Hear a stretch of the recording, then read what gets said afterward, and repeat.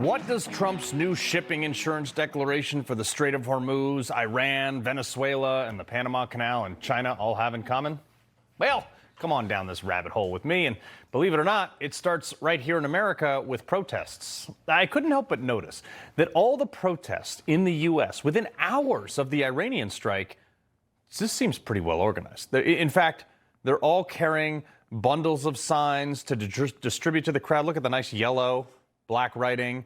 And have you ever noticed that all the people protesting these airstrikes in Iran have the exact same signs, exact same fonts, exact same colors, and in many cases, some of these appear to be the same people from the Venezuela protest a month ago.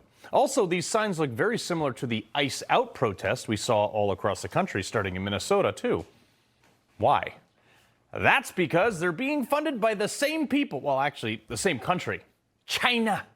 A New York-based leftist group identified by the State Department as linked to the Chinese Communist Party, the People's Forum, that our own State Department has linked back to China. So who are these folks? They're a New York City-based nonprofit organization, operating tax-exempt, by the way, founded in 2017. And who do they get money from?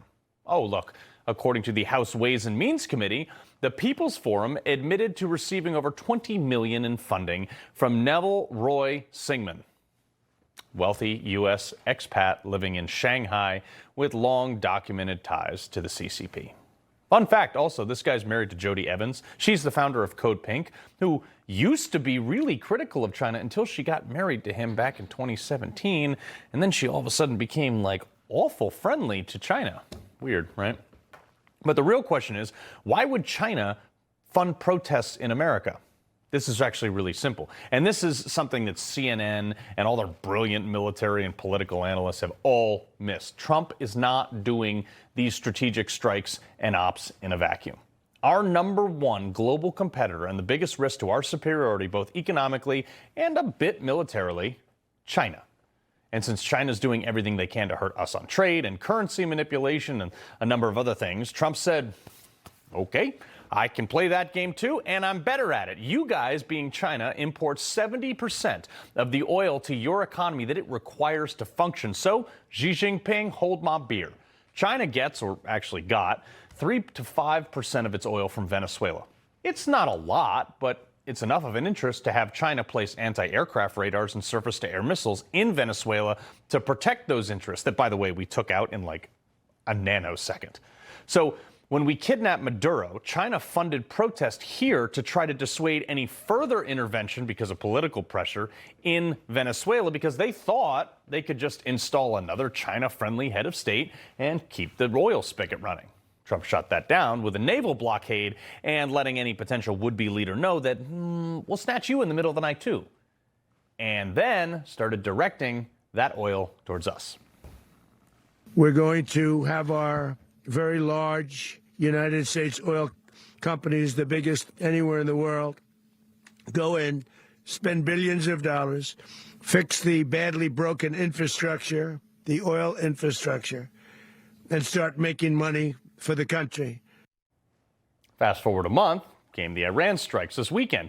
And again, within 24 hours, mass protests here in America with the same signs from the same group, but this time supporting Iran. And would you look at that? China's heavy reliance on Iranian oil, that is why China is funding this round of protests. Because in that last month, Trump has taken away over 20% of their oil supply. By the way, that is paid for in the yen, not dollars under the BRICS currency umbrella. 90% of the oil leaving Iran was going to China. Yes, of course, Iran was a state sponsor of terror and has killed thousands of Americans and was building a nuclear weapon, and that was the primary reason to do what he did. However, this was a pretty close second that no one is talking about. And a few libs picked up on this, like screaming, it's all about the oil. Of course it's about the oil. So what?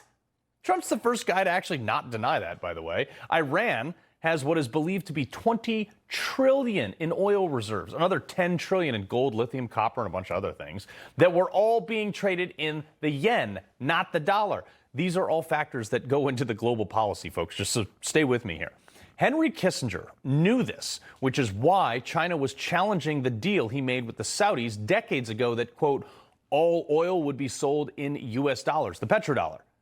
And if America lost that deal, if China came in with the yen and started trading all the oil on the yen, America could actually lose our ability to print money, which would implode our economy with the debt we have.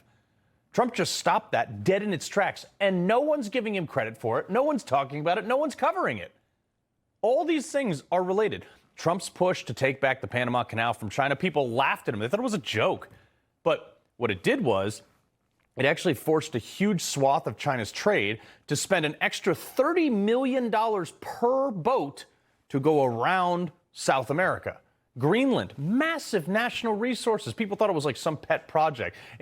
It makes us not reliant on China for rare earth metals, who we know, by the way, China has been securing massive mineral rights all around the world, including moving into Afghanistan right after we left it for lithium mining with their Belt and Road Initiative. It appears Trump is like the only one trying to keep China contained here, too.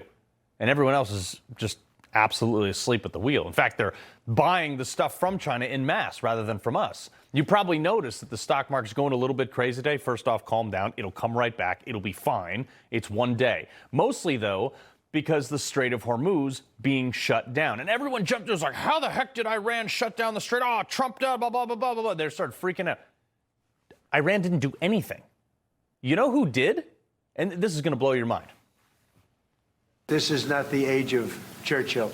I will say the UK has been very, very uncooperative with that stupid island that they have, that they gave away and took a 100-year lease. The UK. I know you're thinking, like, the UK, what the hell do they have to do with the Strait of Hormuz? There's a little group called the Mutual Protection and Indemnity Club. That's the IGP&I. It's basically the insurance conglomerate that covers international shipping in that region, in the Middle East region. And no vessel is going to dare to get underway without insurance. Huge amounts of cargo.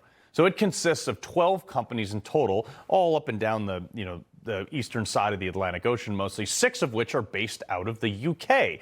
And yes, the same UK that told America that we couldn't use their air bases to stage our assets for the bombing campaign in Iran. Picking up what I'm putting down? This is the same UK that is also heavily reliant on China because they got rid of all their own energy. They need to import stuff now. So my question is, was Keir Starmer pressured by China? Wouldn't be the first time. Were those insurance companies also pressured by China? Also wouldn't be the first time. Because I'm thinking, did China come in and say, hey, look, if we can't have the oil, no one can. Let's figure out a way to shut it down. And did you know that all of those companies, those insurance companies, have huge offices in China? This is all the foreign policy stuff that Trump is dealing with right now. More than half of some of those companies, those insurance companies' revenue relies, not needs, but relies on the ability to operate in China. So they sided with China. And Trump came out and kneecapped everybody and said, you know what?